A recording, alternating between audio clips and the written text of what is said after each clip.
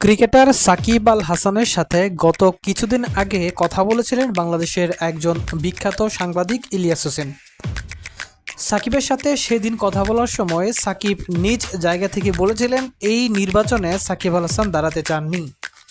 কিন্তু গতকালকে যখন সাবেক প্রধানমন্ত্রী শেখ হাসিনা অনলাইন ভার্চুয়াল একটি প্রেস কনফারেন্সে যুক্ত হয়েছেন, ঠিক ওই সাথে সাকিব আল হাসান অ্যাক্টিভ ছিলেন। এটা দেখার পরে সেই বিখ্যাত সাংবাদিক ইলিয়াস হোসেন তিনি বলেছেন, সাকিবের প্রতি আমার যতটুকু সম্মান ছিল গতকালকের লাইভের পর সাকিবকে আমি এখন ঘৃণা করি। সাকিব নির্বাচনে দাঁড়িয়েছেন শুধু ইচ্ছার বিরুদ্ধে, তাকে দাঁড় করানো হয়েছে সাবেক প্রধানমন্ত্রী শেখ হাসিনার তথাকথিত কিছু ঊর্ধ্বতন কর্মকর্তাদের দ্বারা।